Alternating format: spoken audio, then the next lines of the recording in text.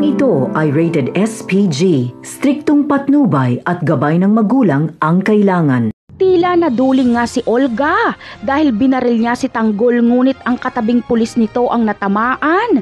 Nagpulasan nga ang mga tao noong umalingaw-ngaw ang putok. Hindi agad tumakbo si Marites at Tinding dahil inaalala nila si Tanggol. Ngunit sinabi ni Rigor na siya na daw ang bahala kay Tanggol, kaya umalis na daw sila Marites. At bago tuluyang tumakbo si Marites ay lumingon siya ulit kay Rigor. Nagulat siya sa kanyang nakita dahil magkahawak ang kamay ni Rigor at Lena. Kaya napagtanto ni Marites na may relasyon si Rigor at Lena. Ikikwento ito ni Marites kay Tinding.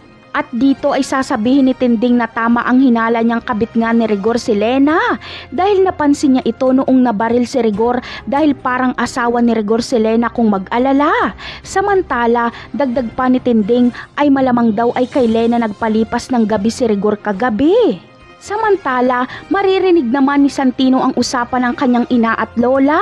Ayaw niya ng puro hinala lang. Kaya sa susunod na pag-aaway ni Marites at Rigor ay aalis na naman si Rigor at doon matutulog kay Lena. Ngunit hindi mamamalayan ni Rigor na sinundan siya ni Santino. Kaya naman makakakuha si Santino ng ebidensya dahil bibidyohan niya ang kalokohang ginagawa ni Rigor at Lena. Dahil sa awa ni Santino sa kanyang ina ay ipapanood na dito ang nakuha niyang video. At nang sa ganon ay magamit nila ito laban kay Rigor. Kaya siguradong malaking iskandalo ito para kay Rigor dahil kakasuhan siya ni Marites at Tinding. Napakarami pa nating dapat abangan sa mga susunod na episode ng Batang Quiapo. Paalam!